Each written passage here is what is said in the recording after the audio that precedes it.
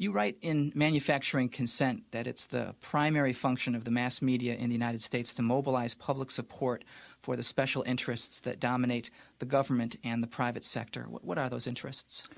Well, if you want to understand the way any society works, ours or any other, the first place to look is who's in a position to make the decisions that determine the way the society functions. Societies differ, but in ours, the major decisions over what happens in the society, decisions over investment and production and distribution and so on, are in the hands of a relatively concentrated network of major corporations and conglomerates and investment firms and so on.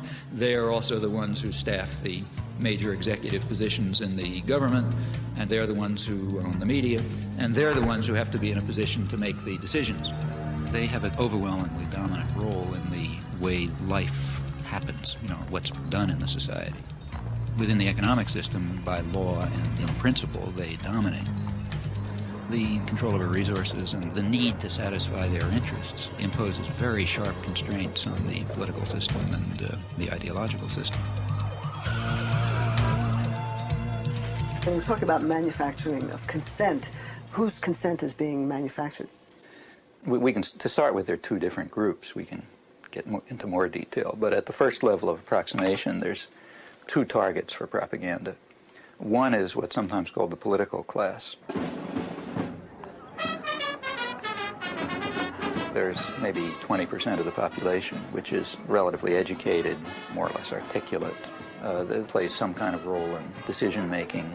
They're supposed to sort of participate in social life, either as managers or cultural managers, like, say, teachers and writers and so on.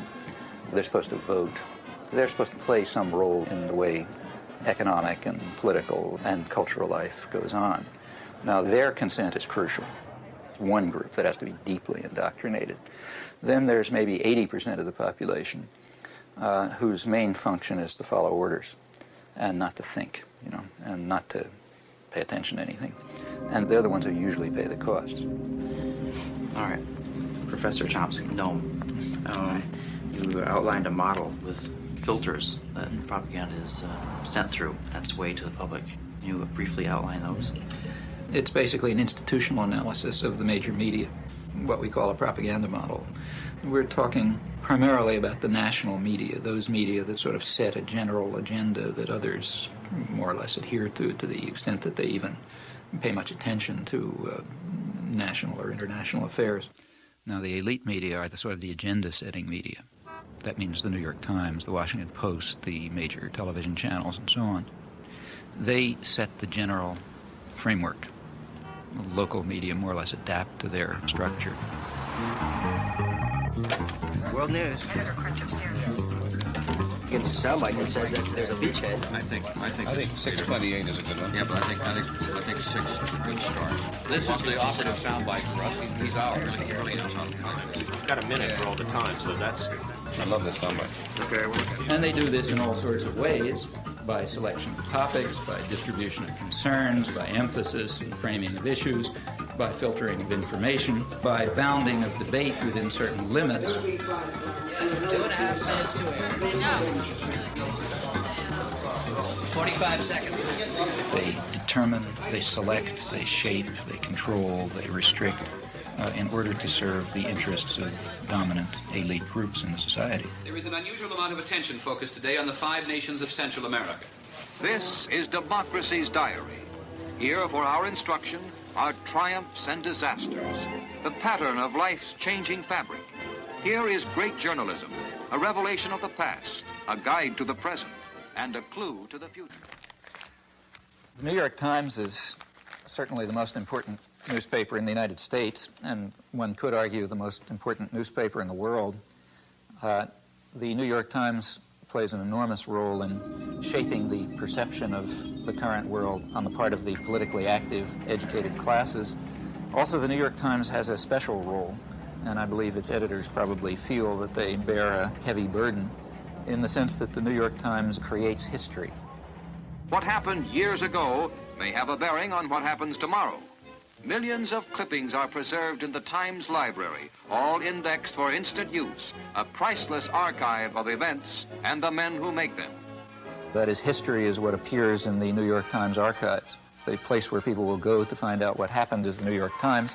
Therefore, it's extremely important, if history is going to be shaped in an appropriate way, that certain things appear, certain things not appear, certain questions be asked, other questions be ignored, and that issues be framed in a particular fashion. Now, in whose interests is the history being so shaped? Well, I think that's not very difficult to answer. Now, to eliminate confusion, all of this has nothing to do with liberal or conservative bias. According to the propaganda model, both liberal and conservative wings of the media, whatever those terms are supposed to mean, fall within the same framework of assumptions. In fact, if the system functions well, it ought to have a liberal bias, or at least appear to, because if it appears to have a liberal bias, that will serve to bound thought even more effectively. In other words, if the press is indeed adversarial and liberal and all these bad things, then how can I go beyond it? They're already so extreme in their opposition to power that to go beyond it would be to take off from the planet. So therefore, it must be that the presuppositions that are accepted in the liberal media are sacrosanct, can't go beyond them. And a well-functioning system would in fact have a bias of that kind. The media would then serve to say, in effect, thus far and no further. We ask, what would you expect of those media on just relatively uncontroversial, guided free market assumptions? And when you look at them, you find a number of major factors entering into determining what their products are. These are what we call the filters. So one of them, for example, is ownership. Who owns them? The major agenda-setting media, after all, what are they? As institutions in the society, what are they? Well, in the first place, they are major corporations, in fact, huge corporations. Furthermore, they're integrated with and sometimes owned by even larger corporations, conglomerates, so for example, by Westinghouse and GE and so on.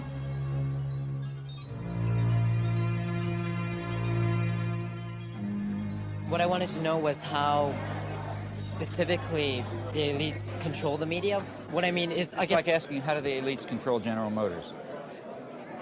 Well, why isn't that a question? I mean, General Motors is an institution of the elites. They don't have to control it. They own it. So what we have in the first place is major corporations which are parts of even bigger conglomerates. Now, like any other corporation, they have a product which they sell to a market. The market is advertisers, that is, other businesses. What keeps the media functioning is not the audience. They make money from their advertisers. And remember, we're talking about the elite media, so they're trying to sell a good product, a product which raises advertising rates. And ask your friends in the advertising industry, that means that they want to adjust their audience to the more elite and affluent audience. That raises advertising rates. So what you have is institutions, corporations, big corporations, that are selling relatively privileged audiences to other businesses. Well, what point of view would you expect to come out of this? I mean, without any further assumptions, what you'd predict is that what comes out is a picture of the world, a perception of the world, that satisfies the needs and the interests and the perceptions of the sellers, the buyers, and the product. Now, there are many other factors that press in the same direction. If people try to enter the system who don't have that point of view, they're likely to be excluded somewhere along the way. After all, no institution is going to happily design a mechanism to self-destruct. It's not the way institutions function. So they all work to exclude or marginalize or eliminate dissenting voices or alternative perspectives and so on because they're dysfunctional. They're dysfunctional to the institution itself.